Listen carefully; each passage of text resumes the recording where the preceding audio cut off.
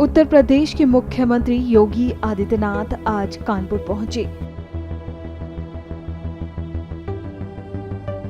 यहां उन्होंने पहलगाम में आतंकियों की गोली का शिकार पड़ने वाले शुभम द्विवेदी के परिवार से मुलाकात की।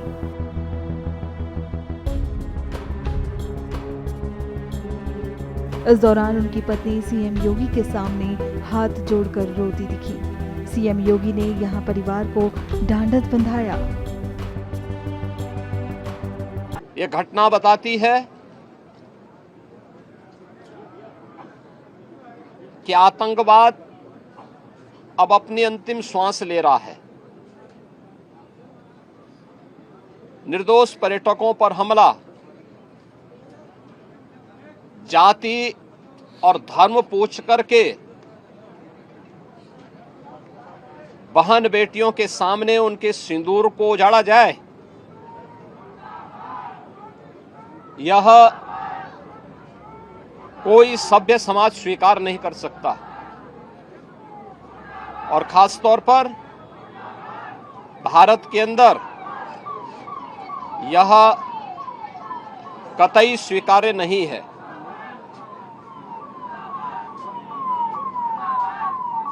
भारत सरकार की आतंकवाद और उग्रवाद के प्रति जीरो टॉलरेंस की जो नीति रही है,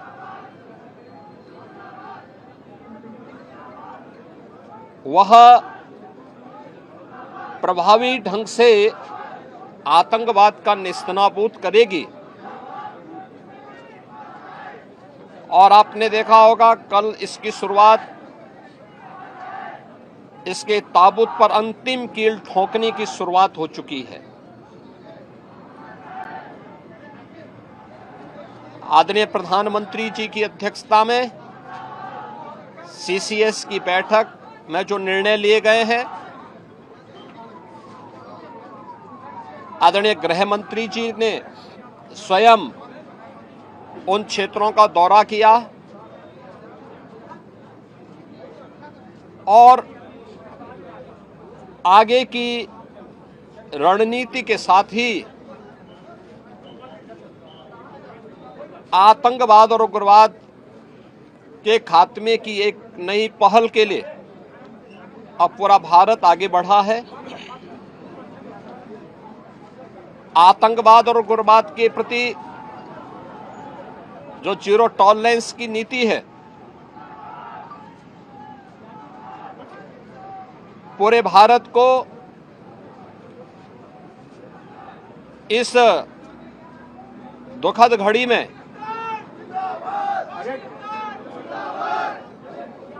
प्रधानमंत्री मोदी जी के नेतृत्व पर विश्वास करना चाहिए।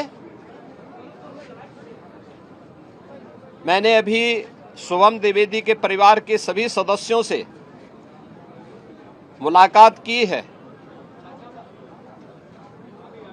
उनके पूज्य पिता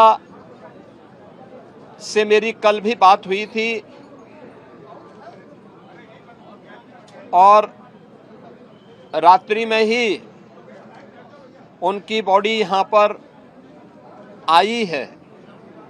पार्थिव शरीर अंतिम संस्कार की प्रक्रिया के लिए आगे प्रस्थान कर रहा है।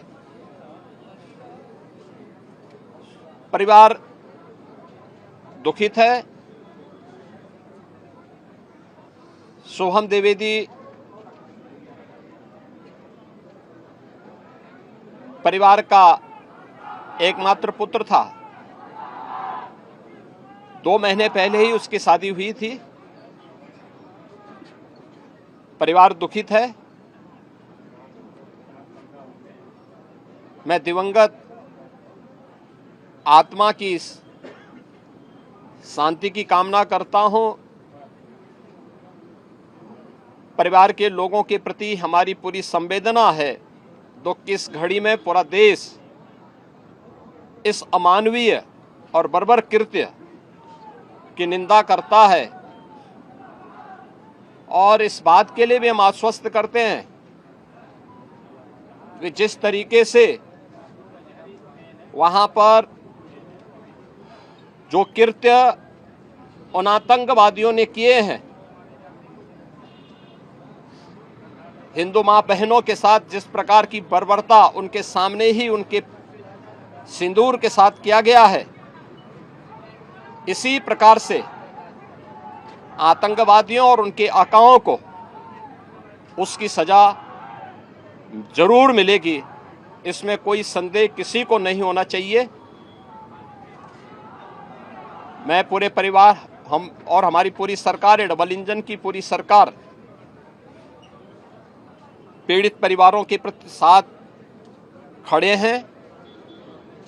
याद रखना, ये डबल इंजन की सरकार है और ये सरकार इस प्रकार की किसी भी बर्बर और अमानवीय आतंकी घटना को लेकर, उग्रवादी घटना को लेकर के जीरो टॉलरेंस की नीति के तहत कार्य करना जानती है।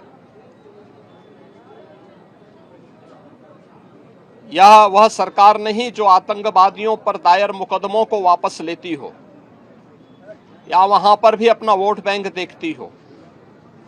पूरी सख्ती से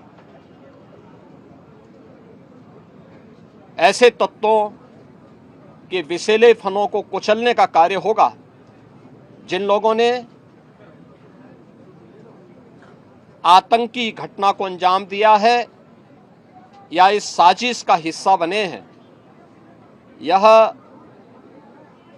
जीरो टॉलरेंस की नीति देखने को मिलेगी और हर व्यक्ति इस घटना के जो परिणाम अब सामने आएंगे उसको भी देखेगा।